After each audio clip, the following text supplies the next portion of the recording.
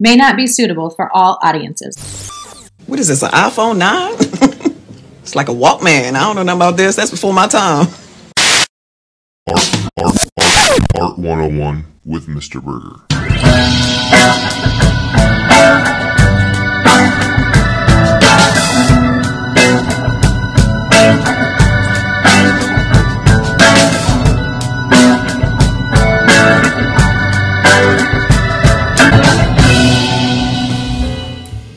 Scholars, welcome back to another episode of Art 101 with me, Mr. Burgher. I'm a professional artist and a master educator attempting to provide you with the best in art historical content. If you like the video, make sure you like, share, subscribe, do all those things. It helps with the algorithms and all of this and that.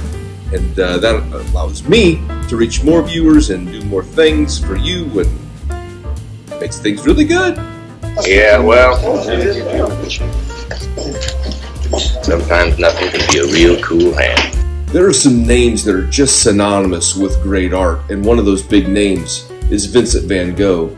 And Vincent van Gogh's past and how he got to be as influential as he became is because of his history in the United States. So today, we're going to talk a little bit about Vincent van Gogh in America.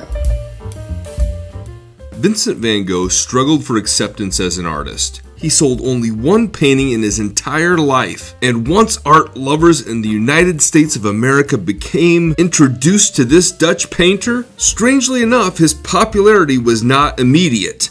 He would first grow to prominence in Germany following his death in 1890. After his passing, his work would go to his brother and art dealer Theo, but he would pass away just 6 months after Vincent, so Theo's widow Johanna, with her infant son, took the collection and published the letters that Vincent had wrote and promoted him and the work throughout Europe and America. During World War I, the family would live in New York City and lent 85 of these works to be exhibited in the United States from 1913 until 1920. Of those 85 works, only 3 were sold. All of these sales took place in 1920 and all to the same buyer. By 1920, 30 years after Vincent had passed away, the United States was still not yet ready to accept this form of art that Vincent had produced. Again, around this time, several exhibitions were organized to promote the name of Vincent van Gogh and to help generate some sales. Paintings like Vincent van Gogh's chair from 1888 were available for purchase in the United States, although it would be bought by the Tate Gallery in London in 1924. At this time, Vincent was really being promoted as this romanticized, tragic hero of art, rather than really celebrating his accomplishments. What happened to your ear? My ear? Oh, it's gone! Wait a minute! I never had any ears! The first exhibition to really promote Vincent van Gogh took place in 1913 at the International Exhibition of Modern Art in New York City, otherwise known as the Armory show. This show would have 1,300 works from all different types of modern work, and around 21 of those belonged to Vincent van Gogh, most of which were for sale, but 0 sold. Works like Undergrowth with Two Figures from 1890, painted merely a month before his death, was in that show and unsold before it would be finally purchased in 1929. Currently, it is on display at the Cincinnati Art Museum in Ohio. At any rate, in 1920, the first major museum to purchase a Vincent van Gogh was the Detroit Institute of Art, which purchased his 1887 self-portrait, and it was included in a touring exhibition that was organized by the Société Anonyme. I've talked about them before. You can go back and take a look, and this group was very much spearheaded by several prominent artists, including Man Ray and Marcel Duchamp. You know, in the late 20s, Vincent van Gogh was being a little bit more accepted, not just in shows like this by the Société Anonyme, but others like the one that took place at the Museum of Modern Art's first exhibition, The Pioneers of Modern Art, and it would include that self-portrait from Detroit, as well as their borrowing 2 other Van Gogh paintings from Chicago, like his bedroom painting. At any rate, the Midwest really seemed to appreciate Vincent van Gogh more than other parts or pockets of museums in the country. You know, you had Chicago, Detroit, as I mentioned, but also Kansas City, St. Louis, and multiple other places around the Midwest showing appreciation and love to the Vincent van Gogh paintings for the first time in our country. Cha-ching! Hello? Do I even get a rebuttal? I'm sure it'd be brutal. Whatever. By 1935, the Museum of Modern Art had their first Vincent van Gogh retrospective in America, featuring 127 works from the collection that belonged to and was owned by his nephew and the son of Theo, Vincent William van Gogh, who was obviously named after his uncle, who was a bit of an art collector from the Netherlands. Not too long after, in 1934, there would become a publication by Irving Stone, a novel called Lust for Life. And this is kind of a fictitious variation of the life of Vincent van Gogh that a lot of people saw as a biography, but it wasn't. A lot of those mythologies started to become accepted as true. And keep that in mind as we go forward, but the exhibition was a huge success and traveled to 5 other venues where it finally ended in 1937 with nearly 1 million people coming to visit to see the work, and the blockbuster of a novel really started to ignite the interest in Vincent van Gogh as well. For 3 years, the 17 leading publishers in America turned the manuscript down, saying, "How do you expect us to sell a book like this about an unknown Dutch painter in the middle of a depression?"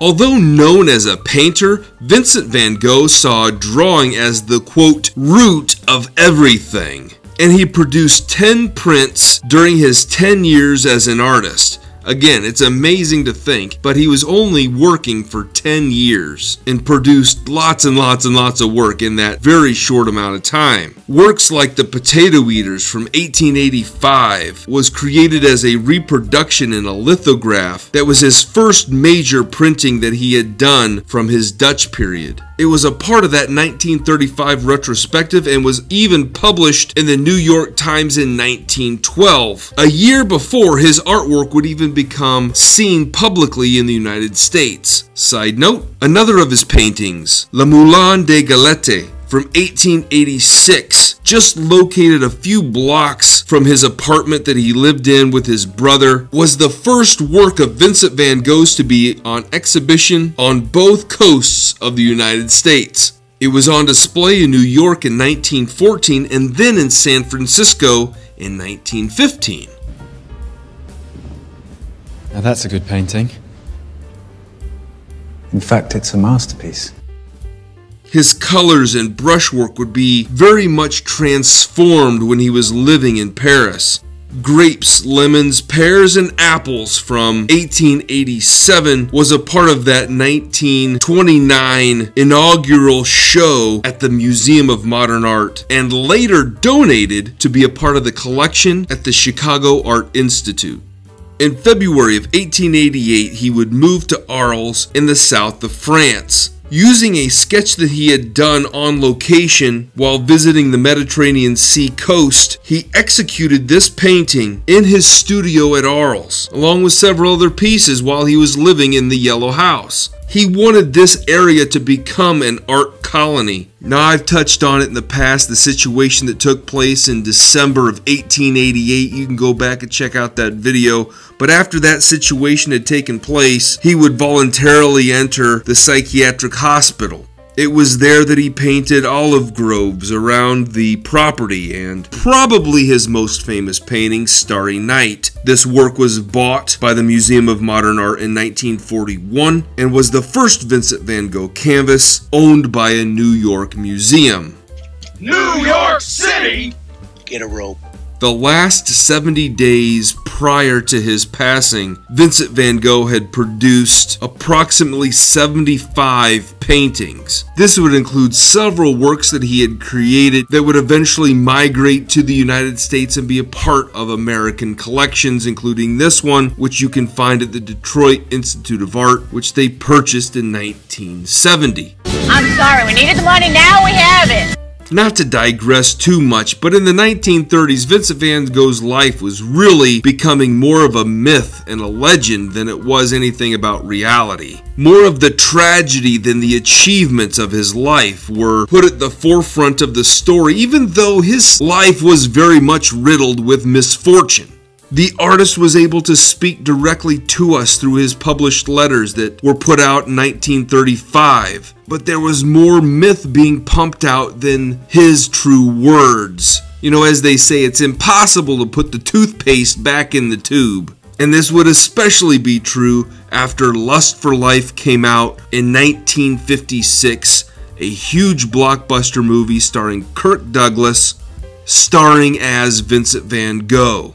And he very much portrayed Vincent as the myth, as the loner on the edge of crisis. The film would definitely do the job of promoting Vincent and get exposure to the artwork. And the more people know the name and people know the work, the higher the prices go. So even though the movie and the books were pushing this narrative of this fake version of Vincent, the museums didn't care a rip because they were making money off the fact that these paintings were gaining huge amounts of importance and thus becoming more and more valuable. Works like Wheat Field After the Rain from 1890 included in the film, but it was also included in many textbooks and biographical writings that all went to promote Vincent van Gogh to students and the public, but again, a lot of times he was promoted and written about as this tragic genius.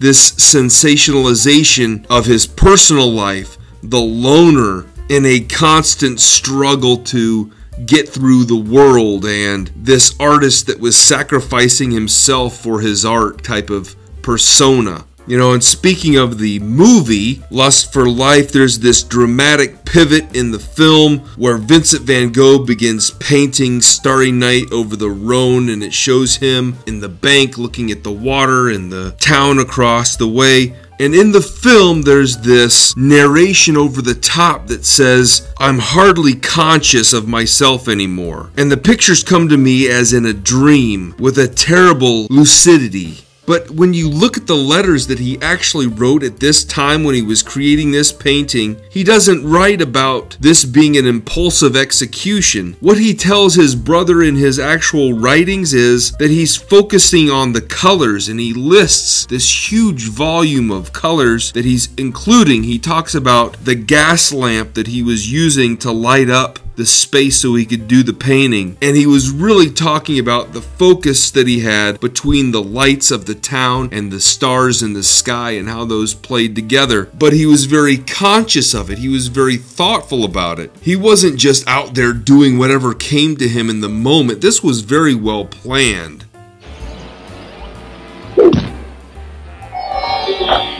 Whoa. Color.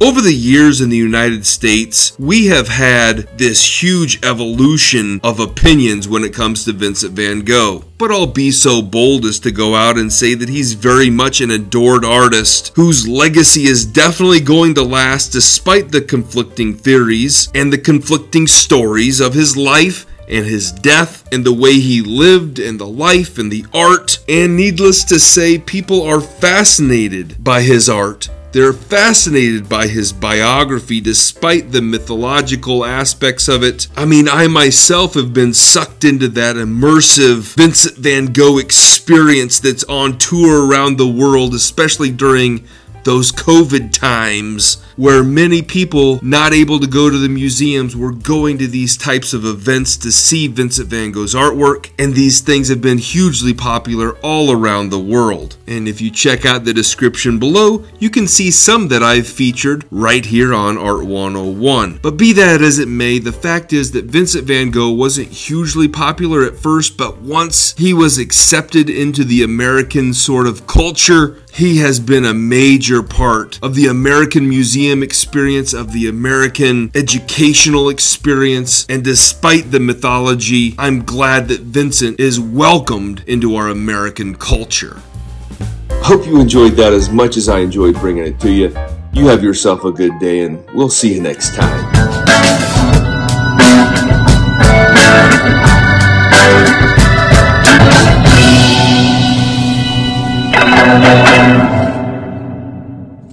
I only wished to bring you joy. And you did? You did bring me joy.